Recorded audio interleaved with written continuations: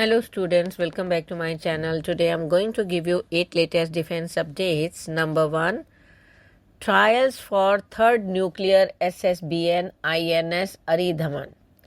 In a significant milestone for India's strategic maritime capabilities, the Indian Navy is on the cusp of commissioning its third nuclear-powered ballistic missile submarine INS Aridhaman. This 7,000-ton vessel, part of the Arihant class series but designated as the first of the advanced S4 class, is nearing the end of its sea trials and is expected to be inducted into service by the end of 2025. According to sources, most of the trials are nearing completion, marking a pivotal step in bolstering India's sea-based nuclear deterrence and strengthening its nuclear triad. INS Aridhaman, built under the Secretive Advanced Technology Vessel project at the Shipbuilding Center in Visakhapatnam, represents a significant evolution over its predecessors, INS Arihant and INS Arighat. While the first two Arihant-class submarines, commissioned in 2016 and 2024 respectively, established India as the first non-permanent UN Security Council member to field indigenously built SSBNs, INS Aridhaman introduced advancements that classify it as second-generation SSBN. Next, unveiling Nagastra 2B bunker buster variant. Solar Group, through its subsidiary Economic Explosive Limited, is advancing India's indigenous loitering munition capabilities with the development of the Nagastra 2B, a specialized bunker buster variant designed to neutralize concrete reinforced bunkers and main battle tanks on the battlefield, according to company statements. This cutting-edge addition to the Nagastra family underscores India's growing prowess in precise strike systems, aligning with the nation's push for self-reliance in defense technology. The Nagastra 2B builds on the success of the Nagastra 1, of which 480 units have already been delivered to the Indian Army, and the ongoing development of the Nagastra 2, a 20-kilogram two-man portable loitering munition with a 4-kilogram anti-tank, anti-personnel warhead.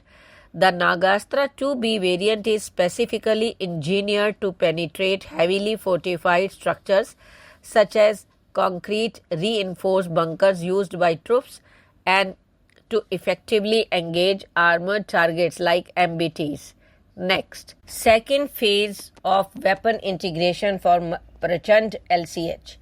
HAL has commenced the second phase of the weapon integration process for its light combat helicopter named Prachand, marking a significant step in enhancing the platform's combat capabilities with indigenously developed anti-tank guided missiles. According to sources, this phase will focus on integrating and testing locally developed ATGMs such as Helena, Dhruvastra on the LCH for the first time, with HAL aiming to deliver fully integrated helicopters to the Indian Armed Forces by March 2028.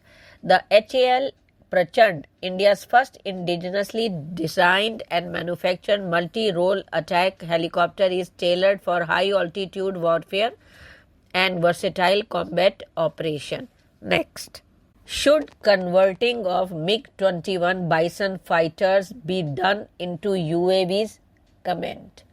Indian Air Force is gearing up for a significant transition next month with the retirement of 1.5 squadrons comprising nearly 35 MiG-21 Bison fighter jets. These aging aircraft, once the backbone of India's air defense, are being phased out due to obsolescence and safety concerns, highlighted by frequent crashes over the years. However, rather than scrapping these airframes entirely, a compelling case exists for converting several MiG-21 Bisons into unmanned aerial vehicles for roles such as targets, decoys, communications, relays, reconnaissance, and even kamikaze missions.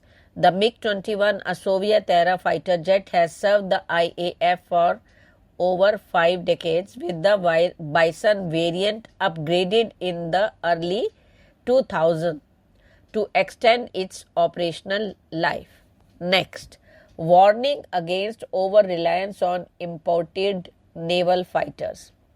Group Captain Rajiv Kumar Narang, a former Indian Air Force helicopter pilot and defense analyst, has cautioned that large-scale imports of naval fighters could undermine India's indigenous naval aviation programs and set back the nation's pursuit of Atmanirbhar Bharat in a critical domain. Dr. Narang highlighted that India has made notable progress in indigenous fighter development over the past 2 decades, particularly through the Light Combat Aircraft program. However, the temptation of licensed production of foreign fighters such as the Rafale M could stall this progress. Next, Tejas MK2 Cockpit Revolution. The Indian Air Force is set to redefine fighter jet operations with the light combat aircraft Tejas MK2, featuring a state-of-the-art cockpit designed for the new generation of pilots.